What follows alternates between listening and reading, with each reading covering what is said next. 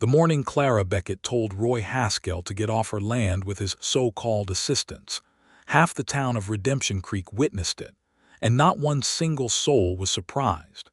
She stood at the edge of her flooded irrigation channel, knee-deep in brown water, her dark hair plastered against her neck from the rain that had been hammering southeastern Colorado since Tuesday. Roy had ridden up on his fat bay horse looking pleased with himself, two hired men trailing behind him, and he had announced, as though she had not been managing this land for 3 years on her own, that he would send his crew over to fix her ditch, and she could pay him back at a reasonable interest rate.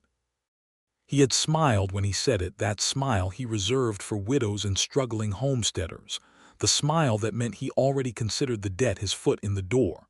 Clara had straightened up in that muddy water, tucked a sopping strand of hair behind her ear, and looked Roy Haskell dead in his pale eyes. "I don't accept help from men I don't respect," she had said. "And I don't respect you, Roy. Now ride on." That was in the spring of 1882, the April that the creek jumped its banks and turned the lower quarter of Beckett land into a slow brown lake. The wheat she had planted in March was drowning. The irrigation channel her late husband Thomas had dug the first year of their marriage had collapsed along a 40-foot section, and the whole network of smaller trenches that fed water from the channel to her fields was now simply a series of muddy depressions filling with the wrong water at the wrong time.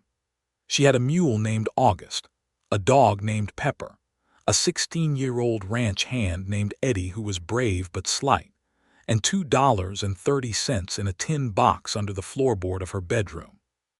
Thomas had died of a fever in November of 1879. He had been 28 years old. Clara had been 24. She was 27 now, and she had kept this farm going through a grasshopper summer and a killing winter and a dry spring, and she was not about to let Roy Haskell stick his boot through her door disguised as a favor. The problem was the ditch.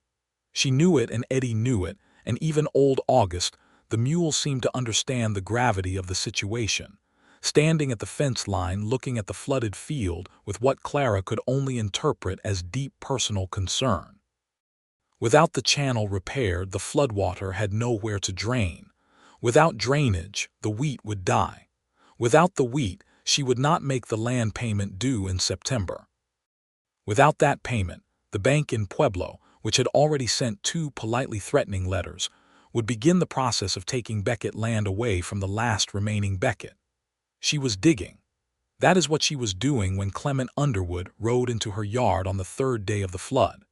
She had been at it since before sunrise, her and Eddie working opposite ends of the collapsed section, trying to clear the debris of broken earth and root and rotted wood from Thomas's original ditch support boards. She was not pretty in that moment. She was not even particularly dignified. She was muddy from the knees down and the elbows up. Her work dress was ruined, and she had a blister on her right palm the size of a silver dollar that she had wrapped in a strip torn from an old flour sack. Clement Underwood came up her road at a walk on a gray horse with 3 white stockings, and he did not look like he was riding through. He stopped at the gate, took his hat off, and called out to her in a voice that was even and unhurried. "Miss Beckett, I'm Clement Underwood. I've taken on the Haverson place to the east. I rode over to introduce myself and see if there was anything neighborly I could do." Clara straightened and looked at him from across the flooded ground. He was tall in the saddle, somewhere in his early 30s she guessed, with dark reddish-brown hair and a square jaw and the kind of unhurried way of sitting a horse that came from years of practice rather than performance. He was not Roy Haskell's kind of man. She could see that immediately in the quiet of him, in the way he held his hat rather than wearing it, as though he was genuinely offering something rather than displaying himself. But she did not know this man. She did not know what he was. "I appreciate the introduction, Mr. Underwood," she said, "but I'm not in the habit of accepting help from strangers." He looked at the flooded field. He looked at the broken ditch. He looked at her standing in the water with mud up her arms, and he did not say anything for a moment that stretched long enough to be thoughtful rather than awkward. "That's fair," he said. "You don't know me." He put his hat back on and he rode away. Clara watched him go. Eddie appeared at her shoulder. "He didn't argue," Eddie said. There was a note of surprise in the boy's voice. "No," Clara said. "He didn't." She went back to digging. The next morning, which was a Friday and still raining, though lighter now, more of a gray mist than an actual downpour, Clara came out before breakfast to check the water level and found Clement Underwood already there. He was not on his horse. He was on foot, in old work clothes with his sleeves rolled past his elbows, and he was standing at the eastern end of the collapsed section examining the break in the ditch wall. He had a shovel with him, just the one. He looked up when she came down the slope. "I'm not offering to help you," he said before she could speak. "I'm just working. I noticed your ditch from the road on my way home yesterday, and I thought about how I'd fix a problem like that. I came out early to have a look." Clara stopped. She looked at him. "You're standing on my land with a shovel." "I am," he agreed. "I can leave." She studied him. He was not performing confidence the way Roy Haskell did, that particular brand of loud assurance that was really just a threat wearing a smile. This man was simply present. Honest, maybe. It was hard to know yet. "You're welcome to look," she said carefully. "I don't own the air above the ditch." The corner of his mouth moved. Not quite a smile. An acknowledgement. He crouched down at the break and looked at the exposed earth, at the angle of the collapse, at the way the water was still pushing through. Clara watched him for a moment, then walked to her end and picked up her own shovel and began working. She heard him, after a moment, begin to dig on his end. Not toward her. Just working the section in front of him, clearing debris and loose earth, the same as she was doing, as though they were simply two people who happened to be working near each other on a Tuesday morning with no particular connection or obligation between them. That was how it started. He came back Saturday. He came back Sunday. He brought his own tools, a heavier shovel, a hand saw for the tree root that was blocking the middle section, a wooden mallet for the replacement support boards he arrived with on Monday morning, cut himself from timber he said he'd had in his barn. He never asked permission. He never offered assistance. He simply appeared at the ditch in the early morning and worked, and Clara worked beside him. And gradually, over the course of those first days, the silence between them began to fill with small things. Practical observations, questions about the lay of the land and the behavior of the water, comments about the weather and what it might do. Nothing personal, nothing presumptuous. On Monday afternoon, when they had cleared the entire collapsed section, and Clement was fitting the first support board into the newly dug channel wall, Clara spoke a sentence that was not about the ditch. "Where did you come from before the Haverson place?" He did not stop working. "Kansas, most recently. Before that, Missouri, born in Ohio. What brought you to Colorado?" A pause while he tapped the board into place with the mallet. "Looking for something quieter than what I'd been doing." "Which was?" "Army," he said. 10 years, she thought about that. The Army in the West in the 1870s meant certain things. She knew what the Army had done to the Cheyenne at Sand Creek nearly 20 years before, what it had done to the Comanche, what it was still doing to the Apache in the South. She knew these things because Thomas had talked about them, had been troubled by them, had believed that the expansion of homestead land onto territory that had been taken by force was a wound in the country that would not close easily. Thomas had been a thoughtful man. Clara had loved him for that, among many things. She looked at Clement Underwood's profile as he worked. "What did you do in the Army?" she asked. "I was a farrier mostly," he said. "Kept horses shod and healthy. Ended up doing some scouting in my last years because I'd learned some Ute from a man I rode with, and they needed men who could speak without fighting." She considered this. "Did you believe in what they were doing?" "The Army." He stopped working then. He set the mallet down across the board and turned to look at her, and she saw in his face that he had been asked this before or had asked it of himself many times. "I believed in the horses," he said. "I'm not sure I believed in much else. There are things I did that I'd do differently.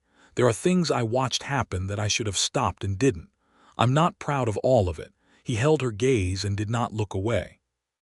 "I don't expect that's the answer you were hoping for."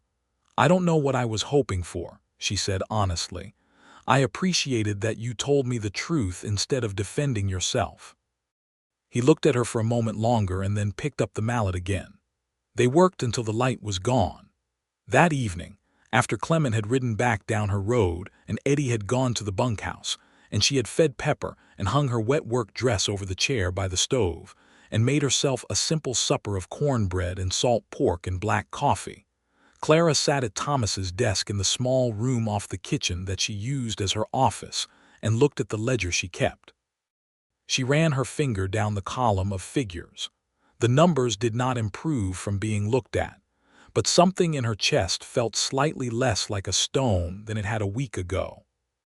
The ditch was going to be repaired. The water would drain. The wheat might still be saved. She thought about Clement Underwood saying, "I'm not offering to help you. I'm just working." She thought about the way that had felt. Not like charity, not like a bargain with hidden terms. Just a person beside her in the mud doing the work that needed doing. She did not know what to do with that. On Tuesday the sun came back.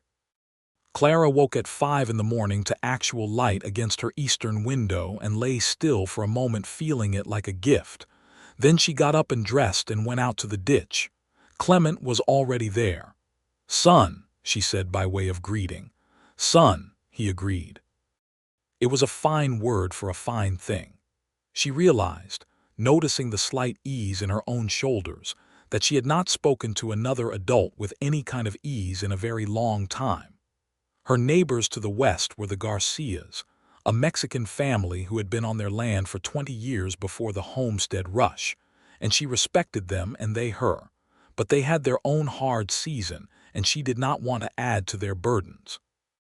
The people in town were kind enough in general, but kind enough in general was not the same as someone who knew what you were working on and worked alongside you. They finished the main section of the channel that day, fitting the last support boards and packing the earth around them tight. The water began slowly, grudgingly, like it was doing them a personal favor, to move in the direction it was supposed to move. "The lateral trenches need clearing," Clara said. "I know," Clement said. "That'll take another 3 days at least." "I know that too," she looked at him. "You don't have your own place to see to." "I've been getting up at 4, he said simply. "I do my own work first, then I come here." She did not know what to do with that either, so she handed him a shovel and pointed to the first lateral trench, and they began again. On Wednesday evening, he stayed past the usual working hour because they were close to finishing the third trench, and it made no sense to stop. Clara sent Eddie to the house to start supper and kept working alongside Clement until the light turned gold and then copper. When they finally drove the last stake that marked the clean trench end, she straightened and stretched her back and looked at the field, which was visibly draining now, the standing water pulling back from the wheat rows in thin, slow lines. "The wheat might make it," she said. "I think it will," Clement said. "The roots look sound where I can see them. It's been less than 2 weeks. Wheat is tougher than it looks." She turned to look at him. He was sweaty and muddy, and there was a streak of red clay across his left cheek that he didn't seem aware of. He looked tired in the way that a person looks tired when they've done honest work, which was a different kind of tired than the kind that came from worry and carrying things alone. "Mr. Underwood," she said. "Clement," he said. "Please." "Clement." She said his name, and something shifted slightly in the air between them, the way temperature shifted when a cloud moved away from the sun. "I want to say something to you, and I want to say it plainly." "All right," he said. "I came to respect you somewhere around Friday afternoon," she said. "I'm not sure exactly when, but somewhere in those first 2 days I stopped wondering if you were going to ask me for something and started wondering about who you actually were. And I want you to know that I'm grateful, not for the work necessarily, for the way you did it." He was quiet for a moment. A muscle moved in his jaw. "I wasn't doing it to earn something, Clara." It was the first time he had used her first name. She noticed it. She did not correct it. "I know," she said. "That's why it worked." He looked at the field for a moment, then he looked at her. "Can I ask you something?" "You can." "The man Roy Haskell, he came by again this morning while you were working the far section. He told me he'd been trying to help you and you'd turned him away." "That's correct." He suggested I was wasting my time, Clement said, that you were too proud to take help from anybody. Roy Haskell, Clara said evenly, has been extending credit to struggling homesteaders at rates that amount to slow robbery for 5 years. He lent the Whitfield family $400 and charged 30% interest compounded quarterly. They lost their farm inside of 2 years. He's been waiting for me to be desperate enough to take his help since Thomas died.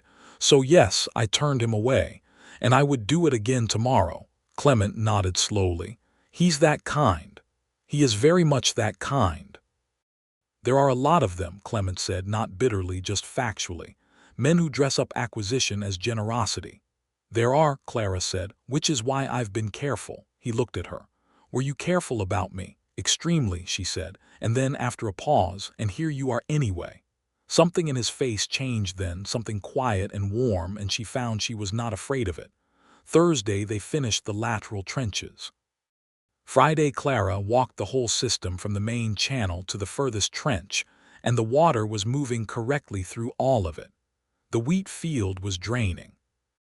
The color of the crop had lightened overnight in the way that plants did when they began to recover from too much water, and she counted 3 rows from the western edge and crouched down and looked at the base of the stalks and felt the soil and decided the wheat was going to live. She went back to the house and found Clement at the gate, saddling his horse for the ride home. The wheat is going to make it, she said. He stopped what he was doing and turned to look at her, and a smile spread across his face that she had not seen before, real and unguarded and full, the kind of smile that lived all the way up to his eyes. It caught her somewhat off guard, that smile. It was a good face when it was doing that. That's the best news I've heard in a while, he said. I want to feed you dinner, she said. Saturday, you and nobody else, if that's all right. He had his hands on the saddle and he looked at her across the horse's back. That's all right, he said. Saturday she made a proper dinner. Roasted chicken from one of her laying hens she judged had reached the end of her useful career, biscuits with the good flour, sweet potatoes, and a rhubarb pie from the first stalks in the garden. She set the table with the 2 white plates that had been a wedding present from Thomas's mother, plates she did not ordinarily take down from the shelf. Clement arrived at 6 o'clock clean-shaved and in a good dark shirt, his hat in his hand. He brought her a small bundle of wild columbines tied with a piece of twine.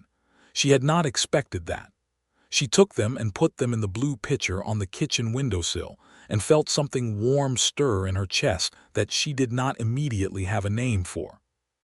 They sat down at the table together, and the conversation flowed in a way that dinner conversation sometimes did not, easily and with genuine interest on both sides. He told her about the Haverson place, 60 acres of decent grassland and a creek-fed pasture, a house that needed work but was structurally sound, a future that felt possible if the summers were reasonable. He planned to run cattle on it, had already arranged to bring a small herd up from a rancher in Trinidad who was reducing his stock. He was 32 years old, he told her, when she asked, and had not been married, had not had the opportunity or the right circumstances, or perhaps simply had not met the right person. She told him about Thomas. She told him about the fever that had come on fast in October and killed Thomas in 4 days before the doctor from Pueblo could arrive. She told him about the winter that followed, which had been brutal and which she had survived by sheer stubbornness, and the fact that she had been so angry at Thomas for dying, irrationally. She knew that she'd refused to fail on his behalf. She told him about learning to do the things Thomas had done, the fence repairs and the harness work and the irrigation maintenance, learning them by necessity, and by reading the farming almanac Thomas had kept and by asking questions of old Mr. Garcia next door, who had more knowledge in his hands than most men had in their heads and who had been generous with it. You admire him, Clement said. Mr. Garcia. I do, Clara said. He came up from Chihuahua with his wife 40 years ago and built his land from nothing. The legal situation with the old land grants is complicated and unjust. His family had been on that land for generations before the American settlers arrived, and there are men like Roy Haskell who have been trying to challenge his title in court for years because they see opportunity in his vulnerability. He's held on so far, but it costs him. "It's wrong," Clement said simply. "It is wrong," Clara agreed. "Most of the history of this territory, if you look at it honestly, is wrong. I love this land, but I know what it cost." He was quiet for a moment, looking at his plate. "I thought about that a lot in the army, the dispossession. I saw how the Ute lived before the removal, how the land was part of them rather than something separate that they owned. And then I watched it taken away, and I was part of the machinery that took it, even with my small farrier's part in it. There are nights I still think about it." She looked at him across the table, this man who was honest about his discomfort, who did not dress it up or explain it away. She thought about Thomas, who had been the same way, troubled by the things worth being troubled by, honest about his own failings, present in the real world rather than a comfortable, invented version of it.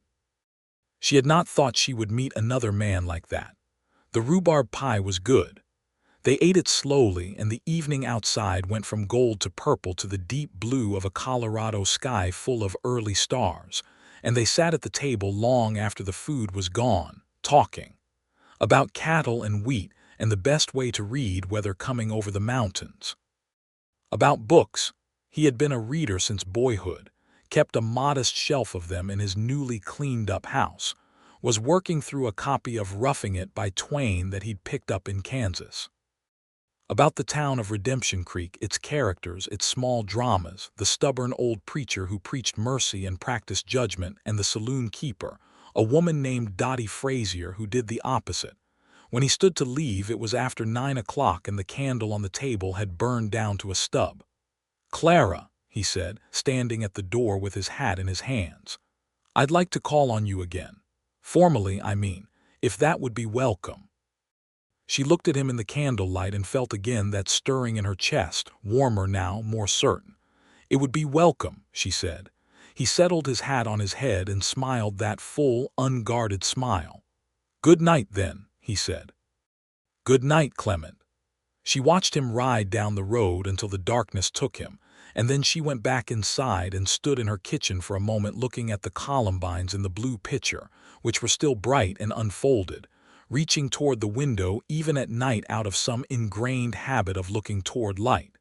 She thought, "Well, here is a thing I did not expect." He came on Sunday, and they walked the fence line together, not because the fence needed walking, but because they wanted to be somewhere outside and moving and together.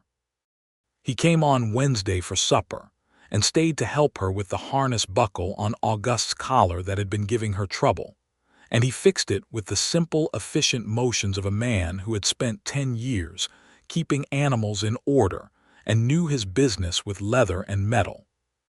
He came on Friday, and they drove into Redemption Creek together in her wagon for supplies, and Clara was aware of the eyes of the town on them as they walked from Harmon's General Store to the post office to the feed merchant, and she did not care even slightly. Roy Haskell was outside the land office when they came back to the wagon, and he looked at Clement with the particular contempt of a man who feels he's been outmaneuvered. "Underwood," he said, "helping Miss Beckett carry her flour now, are we?" Clement loaded the last sack without any particular change in his expression. "Afternoon, Roy," he said. "I heard her ditch got repaired," Haskell said. "Looks like she found herself some free labor after all." Clara turned from the wagon. "I found myself a neighbor," she said, "which is something different entirely. Good afternoon, Roy." She climbed up onto the wagon seat, and Clement climbed up beside her, and they drove out of town, and she heard Haskell say something to the man beside him that she did not catch, and she decided she did not need to catch it. "He's going to be a problem," Clement said, as they cleared the last buildings of Redemption Creek. "He's been a problem for 3 years," Clara said. "He hasn't managed to be a fatal one yet." "He might try harder," Clement said. "Men like him don't like being seen to lose." "I know," she said. She paused. "Are you worried about that?" He looked at the road ahead for a moment. "Not for myself," he said. She understood what he meant. The worry was for her.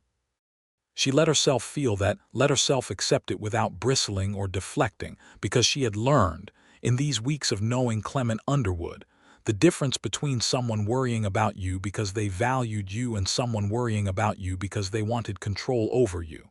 Those were entirely different things. "I'll be careful," she said.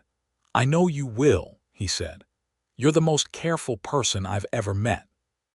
I just mean, if something happens, if Haskell does something, I want you to know you can come to me." She looked at his profile. At the line of his jaw and the set of his shoulders, this man who was quiet and steady and had dug mud out of a ditch on her land for a week without ever once asking for a return. "I know I can," she said, "and that matters more than you might realize." May came to southeastern Colorado with warmth and the smell of green things, and the sound of the creek running high and cheerful after the spring rains.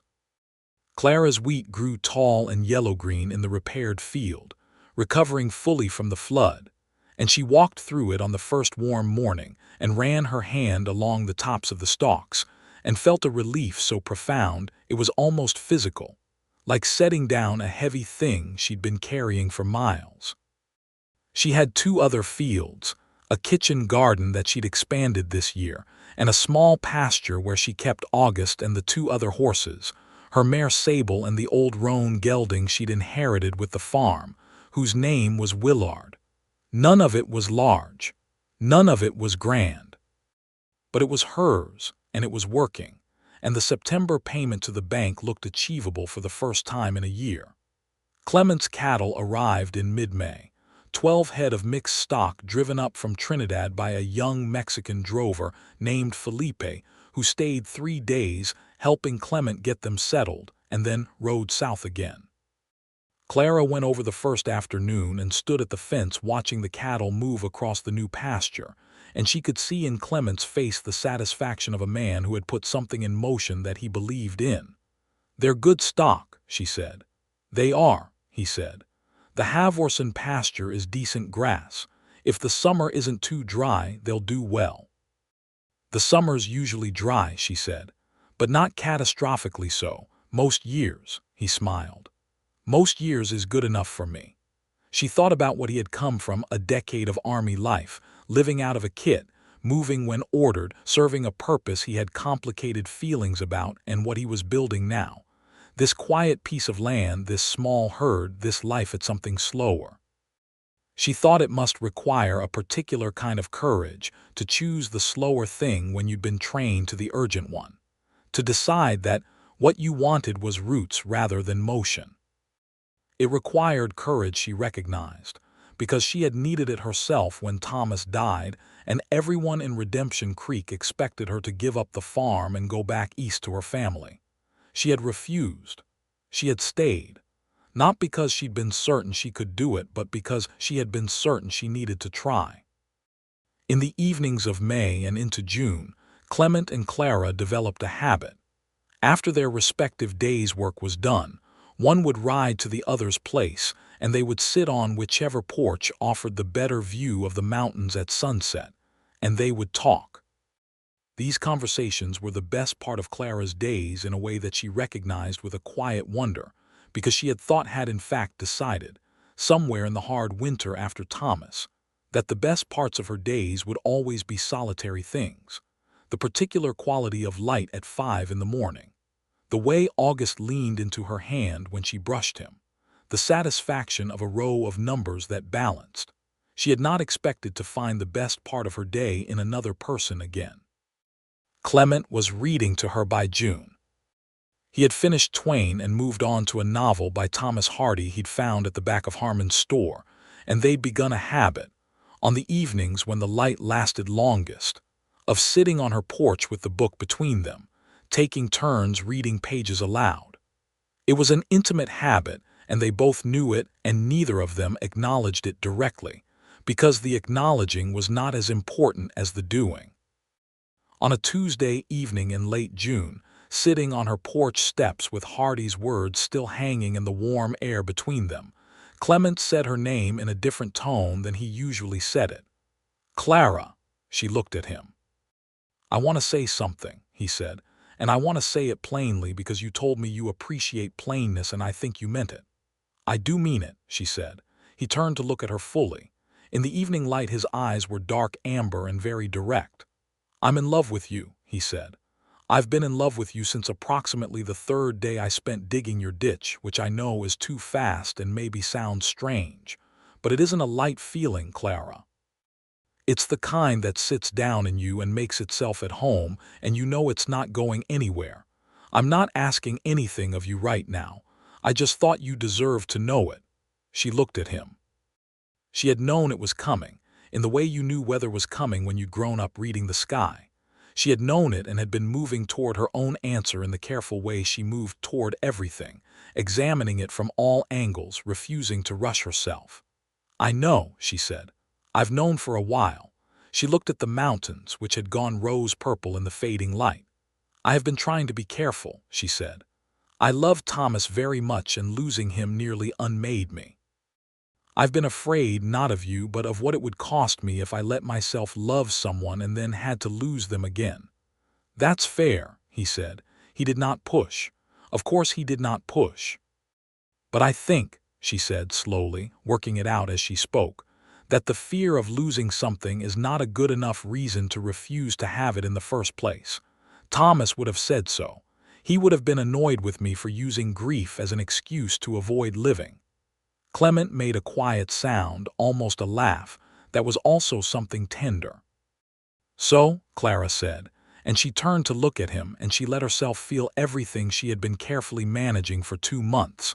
The warmth and the ease and the deep, solid pleasure of his company and the way her whole day oriented itself toward his presence. She let all of it be what it was. "I love you too.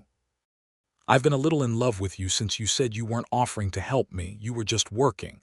But I've been more than a little in love with you for some time now, and I think you ought to know that." He looked at her for a moment that seemed to hold itself very still, and then he reached out and took her hand from her lap very gently and held it in both of his. "Clara Beckett," he said. "Clement Underwood," she said. He leaned forward and he kissed her, softly and carefully and warmly, on that porch in the long Colorado dusk, with the mountains going purple behind them and the wheat growing tall and gold in her field in August, and Sable moving quietly in the pasture and Pepper sleeping at her feet. And it was the most natural thing that had ever happened on that porch, and also the most extraordinary. She did not pull away. She put her hand against his jaw and she kissed him back, and the evening gathered quietly around them like it was minding its own business. July was the month Roy Haskell made his move, as Clement had predicted he would.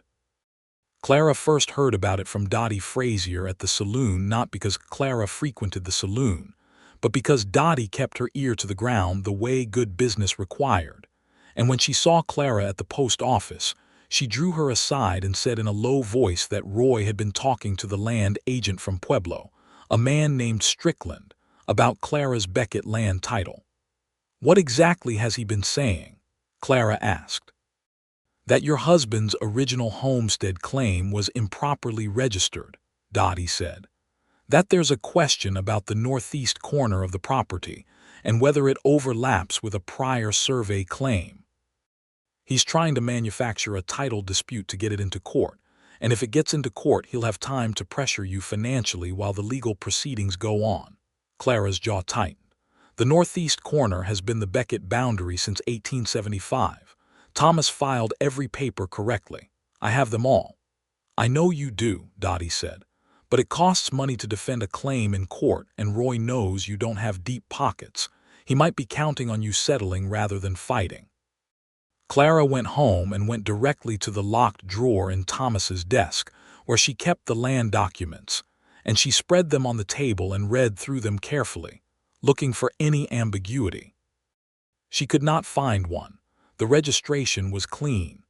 The survey markers had been confirmed by the county agent in 1877, but Dottie was right that a legal challenge, even a baseless one, cost money and time and nerves.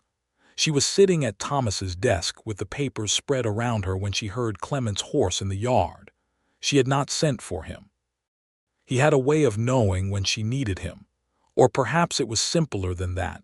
Perhaps he just came often enough that he was there most times she needed him, and this was one of them.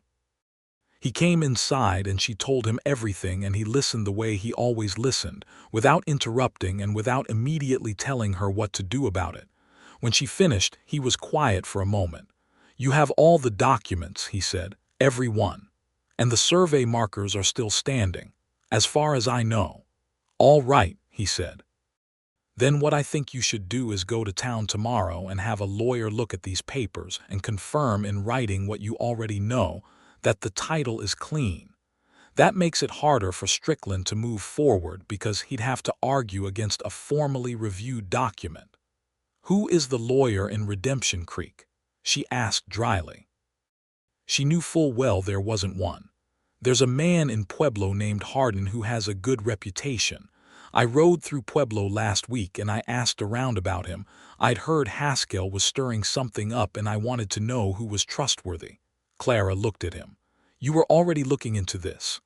"I was keeping an eye on it," he said. She thought about the fact that he had done this quietly, without alarming her, without presenting it as a crisis, just preparing information she might need in case she needed it. This was, she thought, exactly the kind of man he was.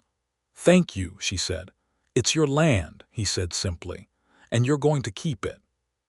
She rode to Pueblo with Clement the following week, a 3-hour drive in the wagon along the mountain road. She had a meeting with Hardin, who was a small, dry man with an excellent legal mind and no patience for nonsense, and he went through her papers with careful attention and confirmed what she had said: the title was clean.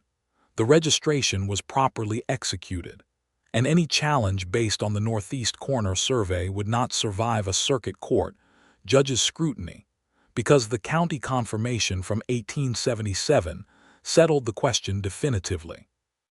He wrote her a letter to that effect on his official letterhead, and she paid him $4 for it and drove back to Redemption Creek feeling considerably lighter. She delivered a copy of the letter by hand to the land agent Strickland at his temporary office in the hotel. She delivered another copy to the county record's office.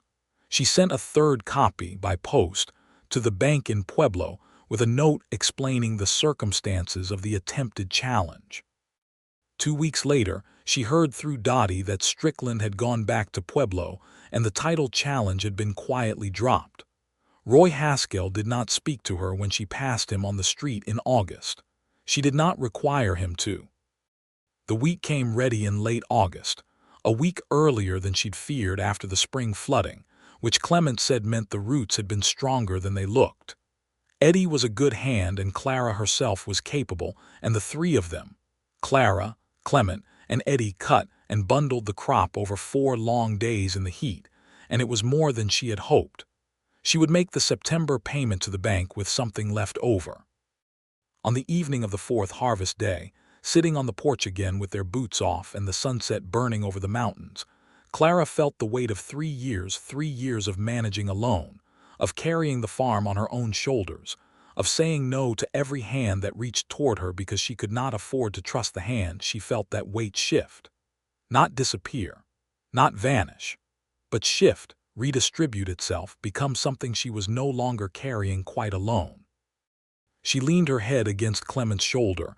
He put his arm around her. Pepper sighed at their feet. "Clement," she said, "I've been thinking about something." "Tell me." She sat up and looked at him. In the gold light of late August he looked like a man who had found the thing he'd been looking for, unhurried and certain and present. "I've been thinking about the future," she said, "about what this is and where it's going. And I'm not a woman who does things halfway or leaves things indefinite. I don't think you are either." He was very still, watching her. "I think we should get married," she said. "If that's what you want. If it is, then I want it too, and I see no reason to delay." He was quiet for a long moment, and then he laughed, and it was that full, unguarded laugh that she had come to love, the one that came from somewhere deep and real. "I had a ring," he said. "I had a ring I bought in Pueblo 4 weeks ago, and I've been working up to asking you properly for 2 weeks, and you've beat me to it."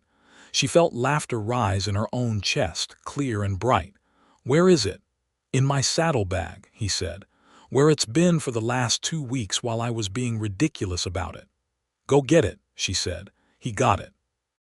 It was a small gold ring with a single garnet, deep red, and she thought it was the most beautiful ring she had ever seen in her life, possibly because of the 4 weeks in the saddlebag, possibly because of the 2 weeks of him working up to asking. He put it on her finger and she looked at it in the light and felt the kind of happiness that was quiet and solid and real, the kind built on something rather than made of air. Yes, she said. I'm saying yes for the record. Good, he said, because I very much want to marry you, Clara Beckett. Clara Underwood, she said, trying it. I think I'll keep Beckett too. Clara Beckett Underwood, he said. That's a good name, she decided. He kissed her again, there in the August light, and Pepper got up and turned around twice and lay back down with great satisfaction, as though she had been waiting for this development for months.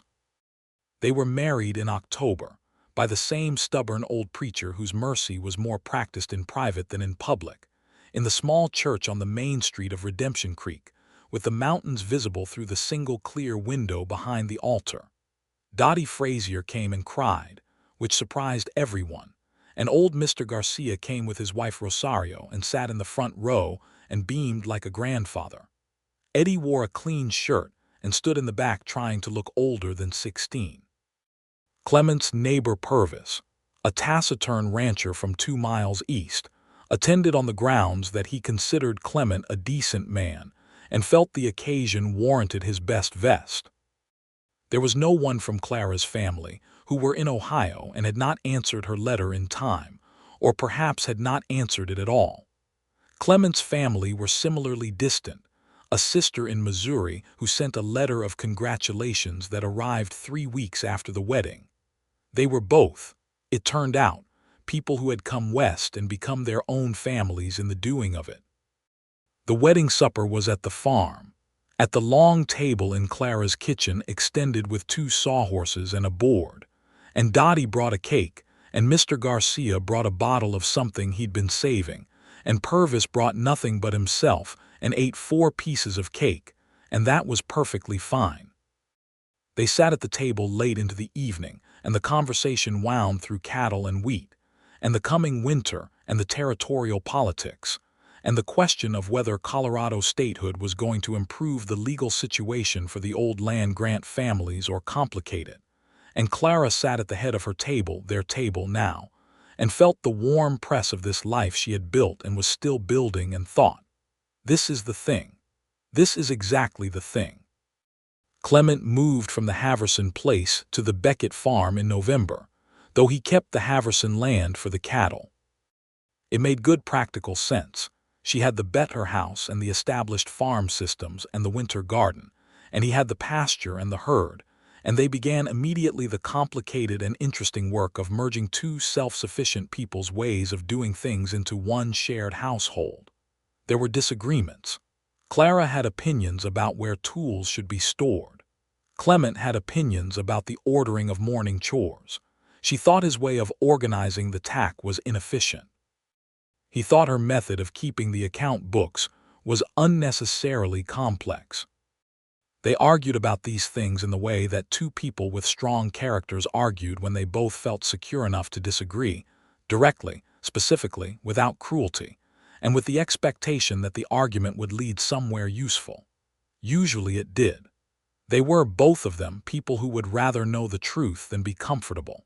The winter of 1882 into 1883 was hard the way Colorado winters were hard, which was to say seriously and without apology. Snow came in December and stayed, and the cattle had to be moved to the home pasture where Clement could hay them through the worst weeks, and the water pump froze twice and had to be thawed with careful application of heated water and patience. Clara's kitchen garden was buried, but she had put up enough in the fall dried beans and squash and root vegetables in the cold cellar and salt pork and smoked chicken and dried apple rings in the pantry, that the winter stores were adequate. They were warm. They were fed. They were together in the house through the long evenings of a Colorado winter, and those evenings were the most contented hours Clara had known in years. They read to each other. They played cards. They talked through everything: the spring planting plan, the question of expanding the cattle herd, the news from the territory that arrived in the weekly paper with a week's delay, the letter Clara finally received from her mother in Ohio in January, cautious and formal, asking when they might visit. She wrote back. It took her 2 evenings to write the letter because there was much to say: 3 years of not having said it, 3 years of managing things alone without reporting to anyone, and now the slight awkwardness of introducing through letters a man her family had never met, a life they had not seen her build. Clement read the letter when she finished it and said, "You write well," which made her feel better than she would have expected. "My mother will want to meet you," she said. "Good," he said. "I'd like to meet her." "She will be suspicious of you," Clara said honestly. "She thinks I make things unnecessarily hard for myself." He smiled. "I might agree with her." "I made things as hard as they needed to be and not harder," Clara said. "I know," he said, "and I'm very glad you did." Spring came again, the spring of 1883, and with it the second planting season. This year Clara put in more winter wheat and a larger kitchen garden and a small section of sunflowers along the fence line because she had always wanted them, and there was no longer a reason to put off things she wanted. The ditch held. The irrigation channel her husband had dug the first year of their marriage. She still thought of Thomas with love and without the sharp grief, which she had learned was how grief changed, not vanishing but softening, ran correctly. The wheat grew. In March, Clara realized she was going to have a baby. She told Clement on a Thursday evening while they were doing the supper dishes together, because that was where she happened to be when she decided she was certain enough to say it aloud. "I believe I'm expecting," she said. He set down the dish he was drying very carefully on the counter and turned to look at her, and his face did something she had not quite seen before, went through several rapid emotions, settling finally on something that was joy and terror in roughly equal measure, which she thought was the appropriate response. "Are you certain?" he asked. "Nearly," she said. "I'll know more in another few weeks, but I believe so." He crossed the kitchen in 2 steps and took her face in his hands and kissed her forehead and then her cheeks and then her mouth, and she put her wet hands against his chest and laughed. "Clement," she said, "I'm still holding the dishcloth." "Good," he said. "Keep holding it. I need a moment." She gave him the moment. He stood with his hands on her shoulders and breathed in a deliberate way that she recognized as the way he handled things that mattered very much, making sure he had himself under control before proceeding. "All right," he said. "All right," she agreed. "We should get Dr. Mendes from Pueblo," he said. "I know. And I should fix the back room properly. The roof has been soft over the east corner since we moved in." "I know that too," she said. "Clara." "Yes. I'm so happy," he said. "I want you to know that. Whatever comes, I am so deeply happy." She looked at him. This man who had come down her road on a gray horse with 3 white stockings, and asked what neighborly thing he could do, and had been told nothing, and had come back anyway with a shovel and a willingness to work without requiring anything in return, who had stayed and continued to show her every day who he was until she was certain of him and certain of herself. And here they were in her kitchen on a Thursday with wet hands, and the prospect of everything they had not dared to plan too firmly suddenly arriving in real form. "I'm happy too," she said. "Very much."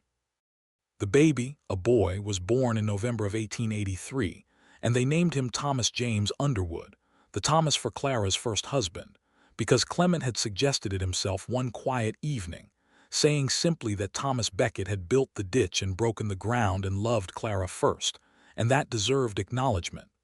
Clara had looked at him when he said that with an emotion she did not quite have words for, a profound, encompassing love, and had agreed. Dr.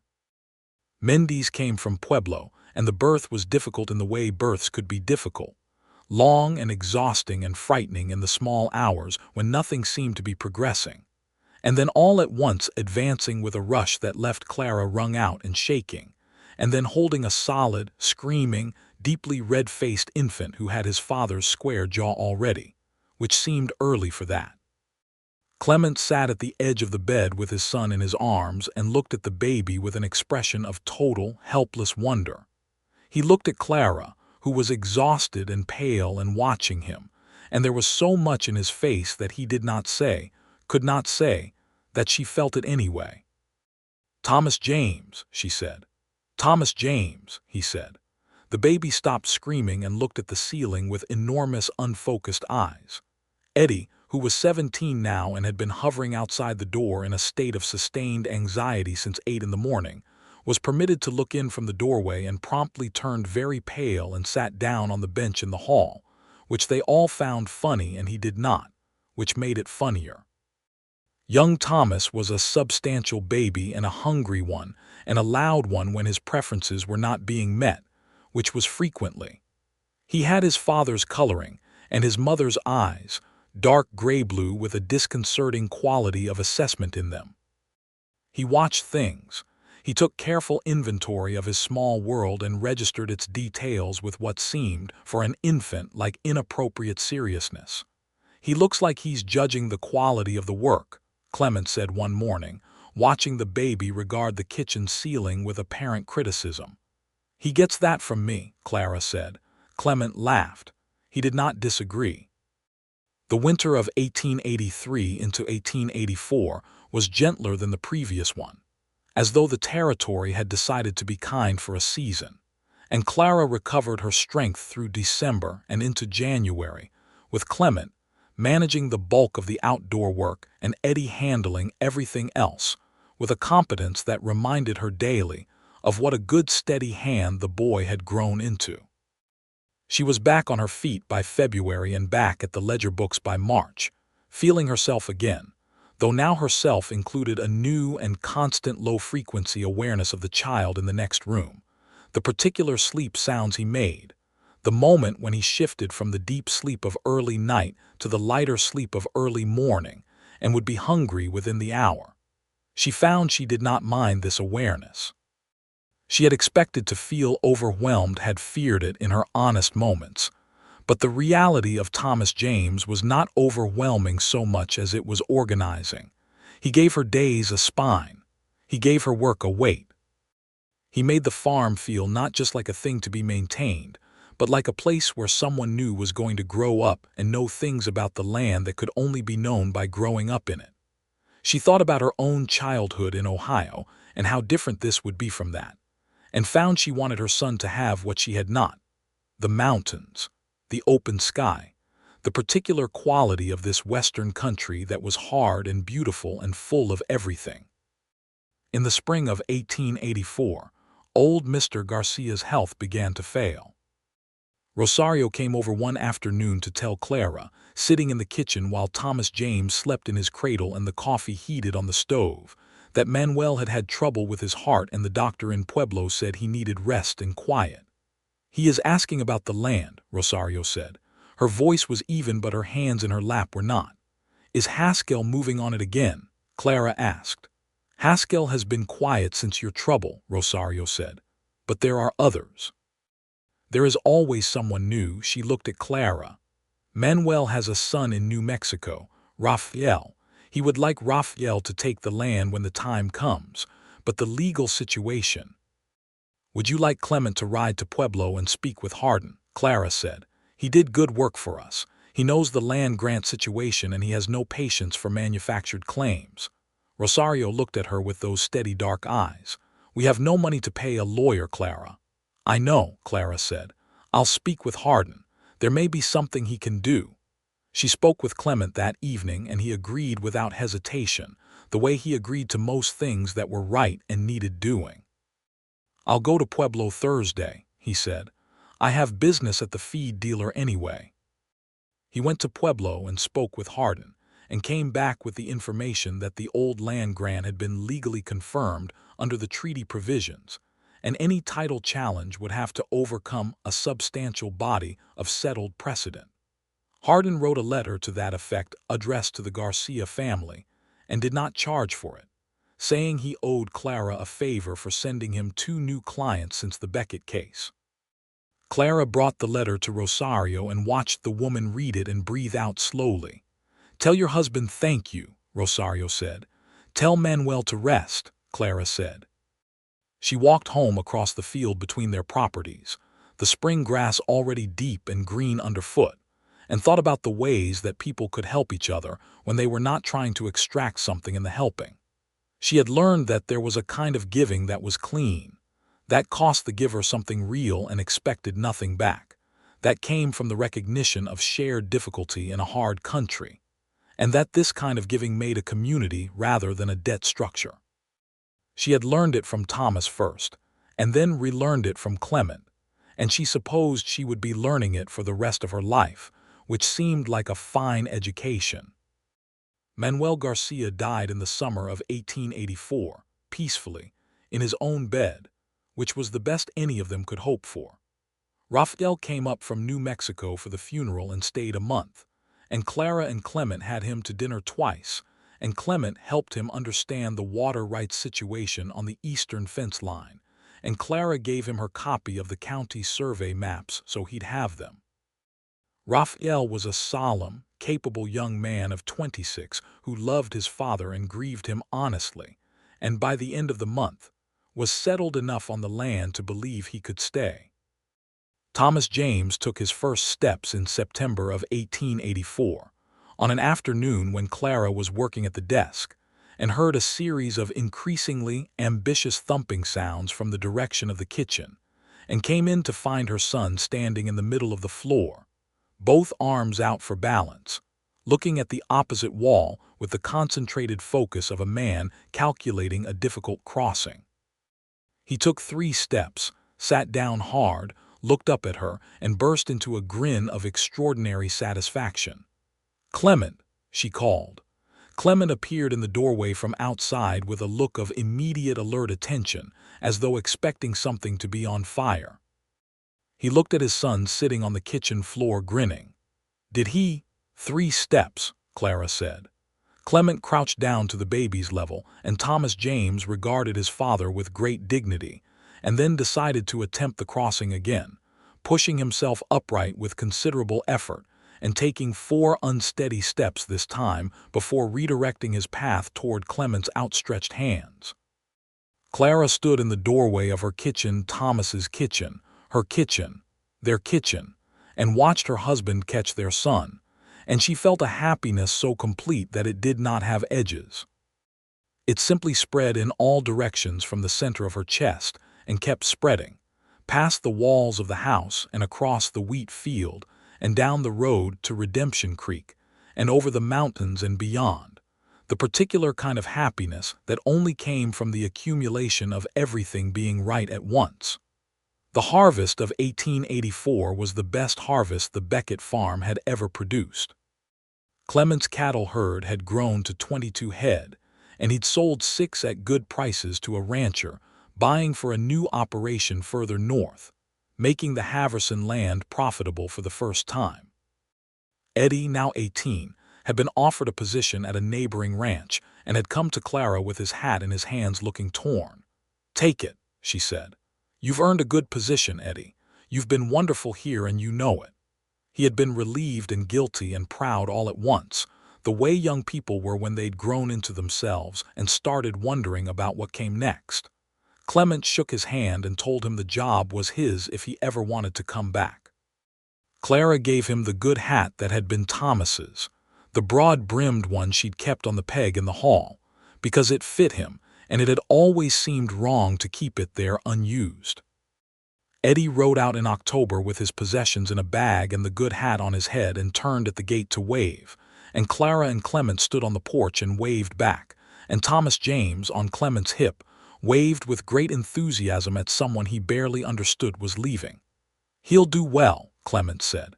"He will," Clara agreed. "He's serious when it matters and good with animals, and he doesn't quit. Those are the things." November arrived with frost and the sharp blue sky that Colorado produced in autumn like a final gift before the gray settled in. Clara woke on a Sunday morning with the cold, clear feeling of a good day and made coffee, and sat at the kitchen table with Thomas James still sleeping in his room, and Clement came in from the early morning check of the cattle and poured himself coffee and sat down across from her, and they were quiet together for a moment in the particular way that two people were quiet together when they knew each other thoroughly. "I've been thinking about the East Field," she said. "Tell me." "The section by the creek. I think if we put in alfalfa there next spring instead of wheat, the hay would support a larger herd, and we wouldn't need to buy in any hay for the hard winters." He considered this. She could see him working through it, the pasture layout, the water access, the labor required for an alfalfa crop versus wheat. "It would take 2 seasons to see the return," he said. "But after that, yes, you're right. We have enough in the account to carry us through 2 lean seasons," she said. "We do," he said. "When did that happen?" She smiled. "September, when I closed the ledger. I meant to tell you, and then Thomas James got into the salt pork and I got distracted." He laughed. "2 lean seasons," he said, as though tasting the security of it. "That's something." "It's something," she agreed. She reached across the table and put her hand on his, and they looked at each other over their coffee cups in the November morning light. This man and this woman who had met in a flooded field and understood each other in the mud and built something real and lasting from that understanding. "I love you," he said. "I love you," she said. From the back room came the sound of Thomas James waking up, the preliminary sounds of a healthy child deciding whether the world warranted his attention, and then the louder sounds indicating he had decided it did. Clement went to get him. Clara put a second pot of coffee on the stove. When Clement came back with the boy, Thomas James was already pointing at the window with great urgency, indicating something outside that required immediate investigation. And Clement carried him to the window, and they both looked out at the field where the frost was white on the grass and the sky was deep blue, and the mountain stood enormous and perfect on the western horizon. "Mountain," Clement said, pointing. Thomas James said something that was not quite the word but was clearly attempting it, and tried again with his mouth, and Clement waited patiently. "He'll get there," Clara said. "He will," Clement said. "He gets everything eventually. He's thorough."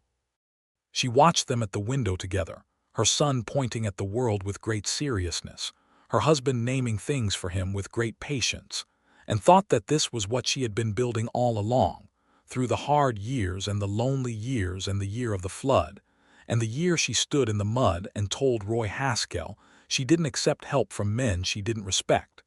She had been building toward something worth having, without knowing exactly what it was. It was this. It was the coffee and the frost and the child learning the word for mountain and the man who had dug her ditch and earned her respect and her heart in that order, and had not stopped earning either of them since. In the spring of 1885, Clara discovered she was expecting again, and told Clement in the same kitchen on a Thursday evening while they were doing the dishes, because that was apparently where significant announcements happened in their household. And Clement again set down what he was holding and crossed the kitchen and put his hands on her face. Only this time, instead of the equal measure of joy and terror, his face was primarily joy, the terror having been substantially reduced by prior experience.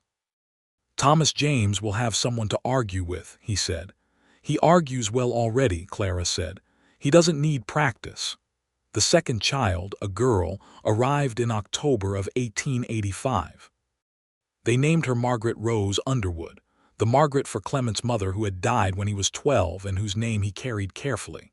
She was born with black hair and a stubborn set to her mouth that Clara recognized immediately and did not comment on for diplomatic reasons. Thomas James, who was almost 2, inspected his sister with the thoroughness he applied to all new things, and then declared in his own way that she was acceptable, which Clara counted as the best possible outcome. They were a family, the 4 of them, in a farmhouse in southeastern Colorado with mountains visible to the west, and a repaired irrigation ditch and fields that produced more than they needed, and 2 horses in the pasture, and cattle on the Haverson land, and a dog named Pepper, who slept at the foot of whoever's bed she felt like sleeping at the foot of, and an account ledger with 2 seasons of margin in it. The town of Redemption Creek grew in those years, not dramatically, but steadily, the way good towns grew: a second general store, a schoolhouse built by a community subscription in 1886 to which Clara contributed both money and labor, a telegraph office that connected them to the wider world and brought news that was sometimes wonderful and sometimes terrible with equal impartiality. Roy Haskell's hold on the town loosened. It was not dramatic, his diminishment. He did not go bankrupt or disappear in scandal. He simply found that the methods that had worked when the community was desperate and scattered did not work so well when the community was stable and paying attention. People talked to each other more. They warned each other about terms that were too good to be true. They had a lawyer's letter in their pocket when they signed documents.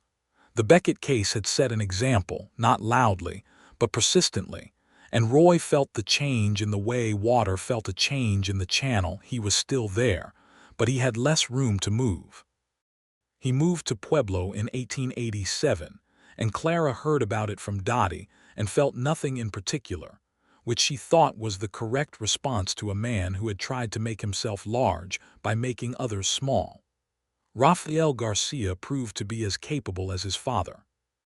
He expanded the kitchen garden Rosario had kept for 30 years and added a small apple orchard along the south fence and began selling apples at the Redemption Creek market in the fall, which gave the town access to apples they had previously had to order in at cost. He and Clement had the easy friendship of two men who respected each other's competence and had no interest in competition. And on Saturday evenings, sometimes the Underwoods and Raphael would sit on one porch or the other and talk until the stars were fully out. Rosario, who stayed on with Raphael and his wife Catalina, took a particular interest in the Underwood children and became, in the organic way that close neighbors became things, a kind of grandmother to Thomas James and Margaret Rose. She taught Margaret Rose, when the girl was old enough to learn, how to make the tortillas she had been making on that land for 40 years, and she taught Thomas James the Spanish names of birds, and she told both of them stories about this land before it was a homestead, before there were fences, stories she said her mother-in-law had told her from the years when this valley had been a different kind of world. Clara listened to these stories and made sure her children listened too, because she believed, as Thomas had believed, that the full truth of a place was the only way to love it rightly. Clement, in the evenings when the children were in bed and the work was done, and the house was quiet in that particular way of a house that is full of life at rest, would sometimes sit with Clara at Thomas's desk, their desk, and she would work the accounts while he read, or he would read aloud to her while she mended, and the sound of his voice in the quiet house was one of the most continuously comforting sounds she had ever known. She did not take it for granted. She had learned from losing Thomas that nothing that mattered should be taken for granted. She had learned from Clement that it was possible to love a second time with a depth equal to the first. She had learned from herself, from 3 years of managing alone in a difficult country, that she was capable of more than she had ever thought she needed to be, and that this capacity had ultimately made her someone worth finding. The farm grew. The family grew. Margaret Rose, at 3, was already demonstrating the comprehensive stubbornness that her expression at birth had promised, combined with, to Clement's great amusement and Clara's deep recognition, an absolute logical precision that meant when she refused something she had a reason, and the reason was always sound. Thomas James grew tall and quiet and thorough, a child who watched the world carefully before engaging with it, who would crouch for long minutes watching a beetle cross the kitchen garden path, with the same attention his father gave to a problem with the cattle or his mother gave to the account books. He was 7 when he asked his mother about the ditch. They were sitting on the porch steps in the early evening, and he had been asking questions all afternoon in the way he did, carefully, in the long pauses of a quiet child rather than in the relentless stream of a noisy one. "Mama," he said, "Papa told me he helped you fix the ditch before you got married." "He did," Clara said. "He said he came every morning for a week." "More than a week," she said. "Did you know him before that?" "No, I met him the day he first rode up. He was our new neighbor." Thomas James considered this. How did you know he was good? Clara looked at her son, with his father's coloring in her eyes and the careful way he thought about everything. I didn't know right away, she said. I just watched him. I watched how he worked. I watched what he did when nobody required him to do anything. And then you knew. Then I started to know, she said. It took a little time. Thomas James nodded, absorbing this. Papa said you told him you only took help from men you respected. That's right, she said. So he worked until you respected him. She looked at her son and felt the truth of it as he said it, plain and clean, the way a thing looked when a child stated it without decoration. Yes, she said, that's exactly what he did. Thomas James was quiet for a moment. That was smart, he said finally, of both of you. I thought so, Clara said. Clement came out onto the porch behind them and put his hand on Clara's shoulder and looked out at the wheat field in the late sun, gold and enormous and perfectly alive, and Clara put her hand over his, and Thomas James leaned against his mother's side and watched the evening come in over the mountains. The years that followed were good years, full years, years in which everything that had been started in the mud of a flooded April found its completed form. The farm grew into the kind of operation that was pointed to in the county as an example of what careful work and sound management could produce on high plains land. Clara's account books were studied by other women in the Redemption Creek area who were finding their own ways to keep land in difficult seasons, and she shared what she knew freely and completely, because she believed that knowledge hoarded was knowledge wasted. Clement's cattle operation expanded to the point where he hired a hand of his own, a quiet Ute-descended man named Henry, who had been working odd jobs around Redemption Creek and who had, Clement had noticed, an uncommon way with horses that went beyond training into something closer to understanding. Henry and Clement spoke sometimes in the small amount of Ute that Clement had, and the thing between them that developed was something quiet and mutually respectful, built on the recognition of each other's competence. Clara noticed the way Clement was with Henry, the particular care he took, not in a patronizing way, but in the way of a man who was aware of injustice and tried to offset it within the limited scope of his own actions. She loved him for it. She had loved him for many things over these years, for the ditch and the garnet ring and the name he gave their son, and the way he read aloud in the evenings, and the manner in which he held their daughter when she was frightened. But she loved him for this particularly, this ongoing quiet attempt to be the kind of man he thought he should have been earlier, when he'd had less power to choose. Margaret Rose, at 5, could ride a horse. This was not as notable in the territory as it would have been elsewhere, but she rode with a competence that was slightly alarming in someone her size, and she had inherited her mother's quality of complete self-possession, which meant she approached the horse as though the horse would simply agree with her assessment of the situation, and the horse generally did. Thomas James, at 8, could read as well as most adults and had decided, having studied the subject thoroughly, that he wanted to understand how water moved. He spent his free hours building small channels in the dirt of the kitchen garden, testing the flow with scooped water from a cup, adjusting the grades with the patience of a much older person. Clement watched this for a long time before speaking. He's going to be an engineer, he said to Clara one evening. He's going to be something, Clara agreed. He doesn't do things halfway. He gets that from his mother, Clement said. He gets it from both of us, she said. We are both, unfortunately for our children, people who finish what we start.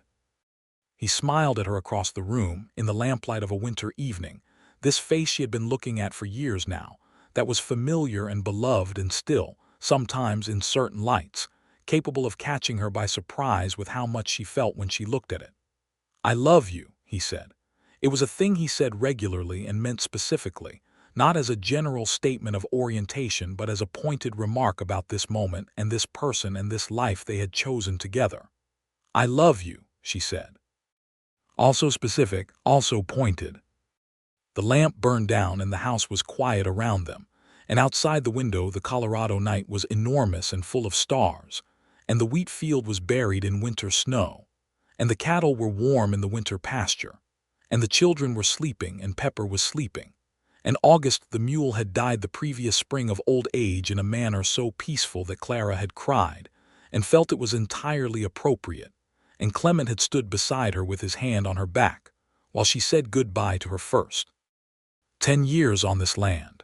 There had been a new mule since April, a young opinionated sorrel named October who had not yet figured out that he wasn't in charge. The spring would come again, as it always did, with its rain and its flooding risk and its particular optimism, and they would plant the alfalfa field and the wheat field and the kitchen garden, and they would fix whatever the winter had broken, and the children would grow another inch toward whoever they were becoming, and the mountains would stand where they had always stood, enormous and indifferent and beautiful, watching all of it. Clara thought, on a night in January of 1889, standing at the kitchen window while the coffee heated and the house slept around her, that if she had to find one moment to point to one thing that had set all the rest in motion, it would be the moment she had stood in a flooded ditch in her ruined dress and looked Roy Haskell dead in his pale eyes and said, "I don't accept help from men I don't respect." She had meant it as a refusal. It had turned out to be a door. She had not known, standing in that brown water with the wheat drowning and the bank letters on the desk and $3 in the tin box, that the sentence would reach forward in time and call the right person toward her. She had not known that the right person would hear the kind of refusal it was, not a door locked but a standard set, and would meet it not with argument or retreat but with a shovel and a willingness to earn rather than assume. She had not known, but she had believed, even in the hardest of the hard years, that the terms she set for herself and her life were not excessive, were not pride in the bad sense but in the good sense, were the terms of someone who knew the value of what she was protecting. And she had been right about that. She had been right about Clement, and she had been right about Roy Haskell, and she had been right about this land and this life. The coffee was ready. She poured 2 cups and carried one down the hall to the bedroom where Clement was still sleeping, dark and warm and breathing slow, and she set it on the table by his side of the bed, and went back to the kitchen and sat at the table with her own cup, and watched the first thin light come up over the eastern hills and the frost on the window, and thought about the spring, which was coming, which was always coming, which was the most reliable and extraordinary fact about time.